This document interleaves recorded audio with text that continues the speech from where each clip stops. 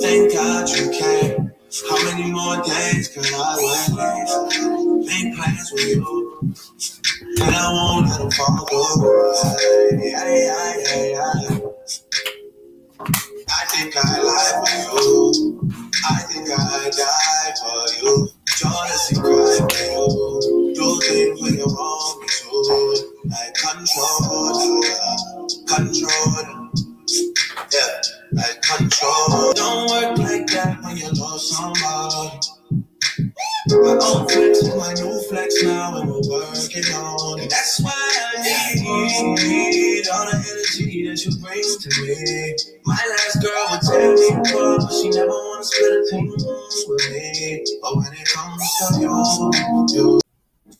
What I fight for is being good to another person so that when tomorrow, when I'm dead and gone, my spirit will be free to stand before God, not fearing that I betray somebody, not fearing that I hurt somebody, not fearing that I had negative things in my mind towards other people. That's the only thing I fear. Everything I stand for, I always look at what God's opinion is before I speak. God bless you. You sicken me. This is the elders reacting. She sickens me. And what you are witnesses is the warriors that we have breed, the DNA of our children that we have left behind. I'm so glad that y'all did not forget the ancestors and the elders, because a lot of us are still alive. You sicken me. You make me sick on my stomach. You sit up there with your chest all puffed out. You haven't done anything. I even question your credentials. All you did was talk about how you left your children behind, an unfit mother. That's what I said. Yeah, you're an unfit mother. That's what I think about you. For you to get online and say that you fled a country because you were in danger, but you left your children. You left abused to come here to America, but you left your children back behind in harmful way, lady. And just to think the threat of everybody in the hospital, y'all, that she claimed that she had to take care of. No, firing is not enough for you. Your citizenship status need to be investigated by ICE and revoked. I question your credential because, see, I know y'all. I wonder if your credential as a nurse is okay.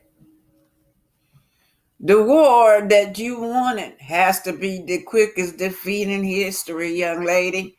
I'm reading this.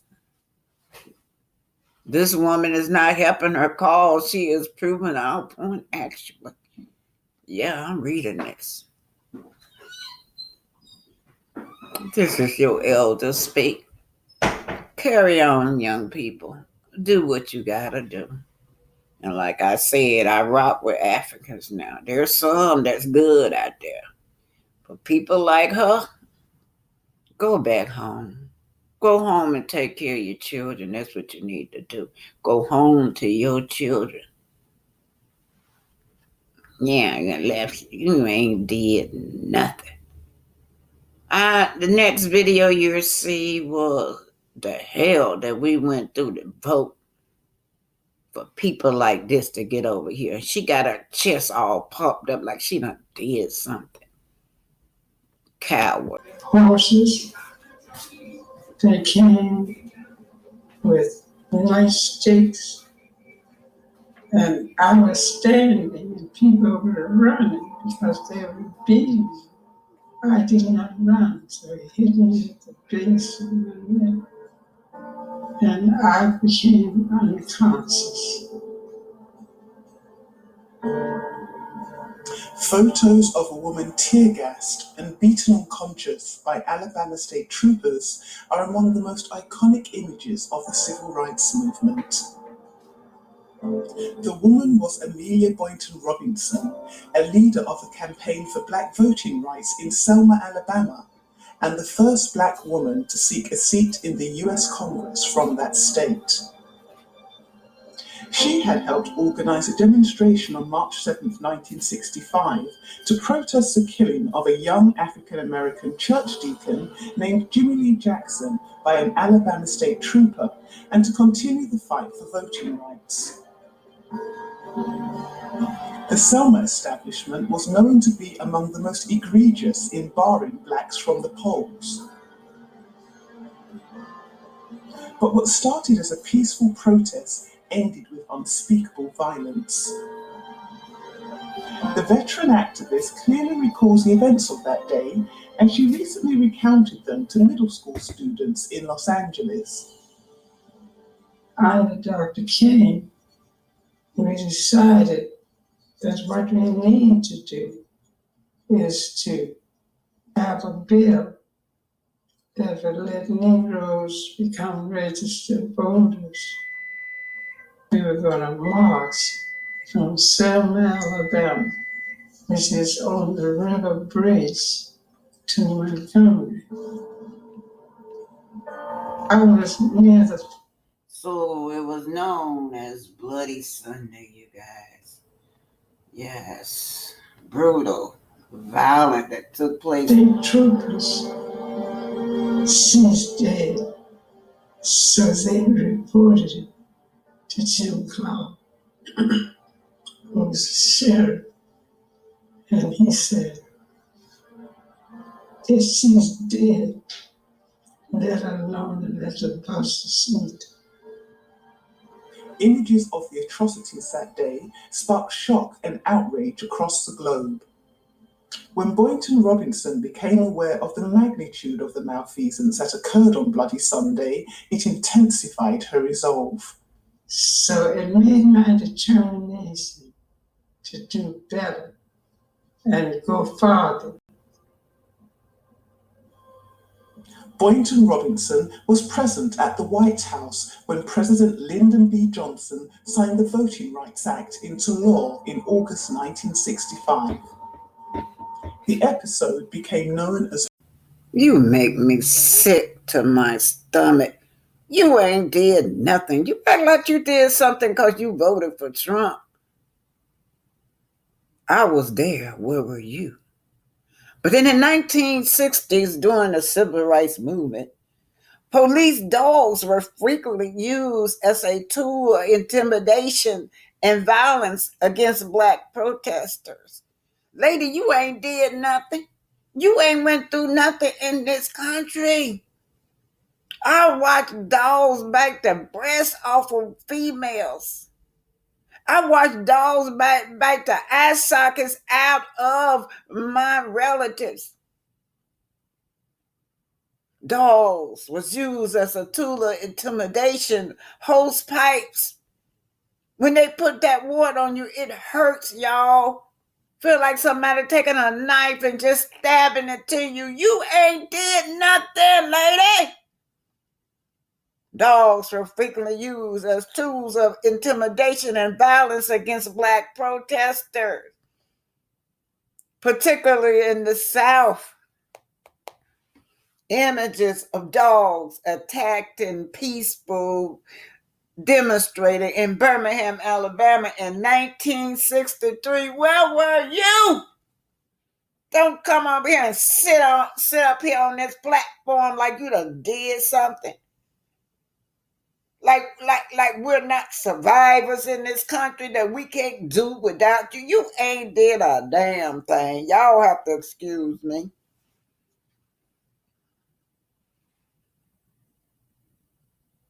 It is just iconic symbols of police brutality, y'all.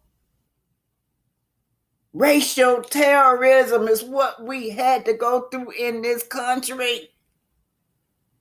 While Birmingham is a permanent example, the use of dogs against black protesters. was a broader tactic employed in various cities throughout the South. You ain't went through nothing. You sit up here and pump your chest up like you and your African friends has did something in this country that we can't do without you. You sicken me, y'all. Y'all, she sickened me because I could just still see today of these dogs, fire hoses against us. I was a teenager at the time. Fire hoses been sicked on me and my mother and my grandpa. Fire hoses, these images still circulate within my brains, y'all. I am just outraged at this woman arrogance. No, there were other cities too. Not only Birmingham, Alabama, it was all over the South, mostly the United States, y'all. Mississippi, Alabama, Tennessee, Georgia. Dogs were utilized to suppress civil rights demonstration, intimidation, and violence. Where were you? Where were you, lady? Don't sit up here and act like you done did something for the black community. All you did was came over here afterwards and reap the benefit of our labor. You didn't go through the police brutality. You did not go through it. You didn't go through no violence. All you had to do was come over here and utilize what we fought for during the civil rights movement in the 60s. You make me sick. I'm so proud of these young people because they didn't forget us. We are still alive. It ain't even been that long ago, y'all. A lot of us are still alive, and she got her breast pumped up here like she done did something in this country. We'll always survive. We will survive without you guys. We had business before you guys came over here. We built this country. Our ancestors built this country.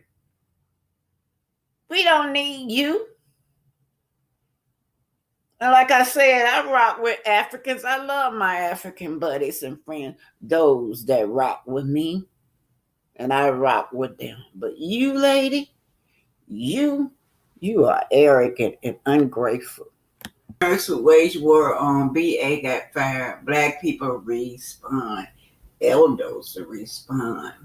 People reported me because I was supporting Trump. Because I said the fact that Trump released over 1,000 black men from prison, the fact that he released a woman that was sentenced to prison in 1980, I will stand by him any given time. The fact that he overturned law that incarcerated a lot of black people into prison, I was supporting. Go on my page, those videos are there.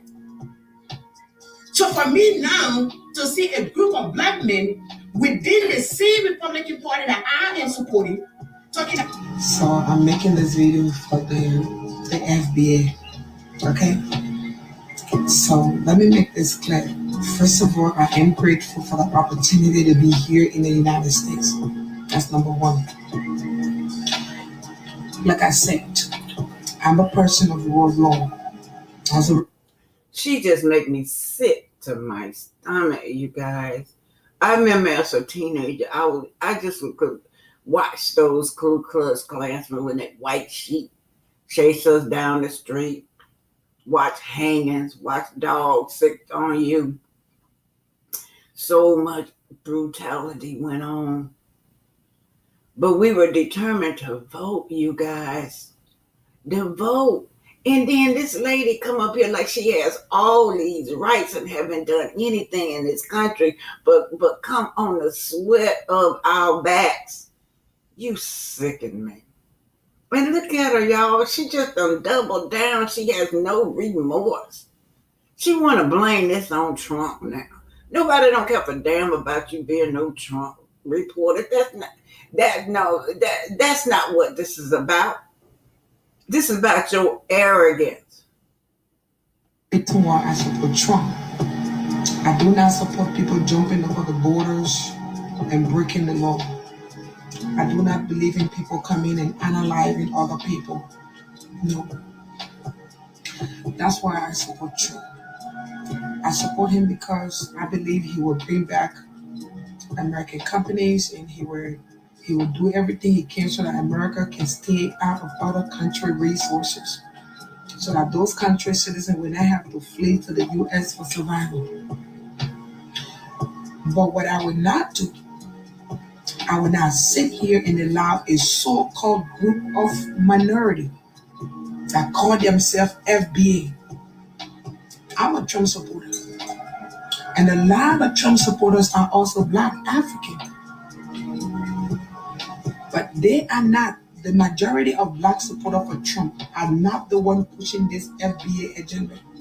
So I'm not going to sit there and the FBA tell me as an African, I come here, I got to suck up to them, I got to bow to them. No. Like I said, and I'll repeat, I'm not buying them to no Black person. I'm not buying down to no white person. Yes, I can bow down to the system because that's the law that is in place. If the law says don't go left, I'm not going to go left. If the police officer pull me over and say driver's license, I'll respectfully give him the driver's license. I'm not going to be fighting with the officer back and forth. I'm not going to be disrespecting the officer in uniform. Okay? I will not do that. If that is the only way you think we have to identify with you FBA, then I'm sorry. Secondly, you FBA, you said you're not African American. You say you were never bred your own slave. You say you are indigenous. So if you are indigenous, when we talking anything that has to do with African American and African, don't get on our platform. Because we, the African and the African American, we do get along. Go home. That's what you need to do. You got the nerve to sit up here and tell us that you fled from your home because of danger, but left your children back there. You are unfit mother. That's what I want to say. No mother will leave her children in danger while she escaped to freedom. My children gonna escape with me. She just sicking me, y'all. She's sicking me. Y'all, I remember what I went through. I was a teenager then. I remember everything. I remember seeing my mama get bit by a dog. I remember being bit by a dog. I remember seeing hangings, you guys. With this lady, and then we sit up there when we had to go through to vote to get her over here. People like this over here, go home. I rock with Africans, y'all. I rock with Nigerians. I like African people. But people like her, I don't rock with. Are we perfect in getting along? No, we do not get along in everything we do. We cuss, we fight, we say a lot of shit to each other, but in the end, we realize and we recognize that we are all African descent. However, no, you don't, because all the rest of the African country want you guys out. You guys been banned. Y'all arguing among yourself. The Nigerians, they banning Nigerians from coming in other African countries. Don't act like all you Africans are so united. You make my stomach sick. Y'all, she's sicking me. I went. Oh. You FBA, you say you're not African. You don't have no African lineage. You were never brought here on ship. You were never part of slavery. So that make you an indigenous. And if you are an indigenous, then that separates you from us. If you sing because today you claiming that you are indigenous, so when I come here, I'm supposed to suck up to you, no FBA. You don't have that right to ask me that. The only person who can tell me that. Only thing we ask for is respect. You just so ungrateful. I'm telling y'all. I'm telling y'all, this woman get on my last nerve. Maybe the African American can tell me, hey sister, you know I have to lay the base for you to come. Yes, because he already identified himself as an African American. But you, the FBA, you are not African American. You say you are not African American. You say you are indigenous from this land. And you say you are indigenous from this land. Why are you angry when the African trying to support the African American to obtain a reparation? You're not a slave. So you're not entitled to it anyway. So why meddle into it? You are foundational black, indigenous black. There she go, y'all. That's what that's all about. She said we're not entitled to reparation. My children are entitled to reparation, you guys. Yes. Any racial problems with white folks in Selma. The relationship between black and whites were, the whites were in control of everything and the blacks were subject to their control. You're kidding. The Klan has paraded your neighborhood and burned crosses in your neighborhood. You can hear them coming because they're honking their horns and making a lot of noise. And you run in the house and you hide under the bed and grandma locks the doors and turn all the lights off. That was my childhood. They come to your house, they knock on their door. White people, the police, it didn't matter. They tell you, come on, it was over with. The people never see you no more. We lived in a state of fear. The magic word, power.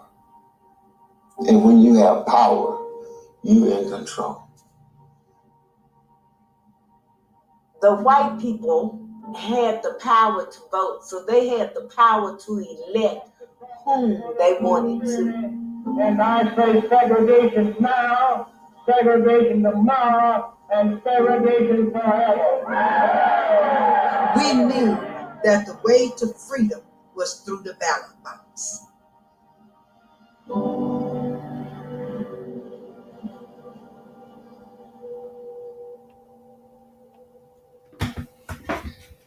The state of Alabama initiated all of these barriers to the registrar's office. You know, when they go up there to register, they tell them you count the number of jelly beans in this jar. And of course, you had the literacy test, and you had the grandfather clause, you had the poll tax. You know, all kind of things that would deter them from wanting to register. Ms. Tabb, how many times have you taken the test? I've taken it 6 times. Do you think you passed this last time? I think I passed every time. They say I failed to answer 1 or 2 questions.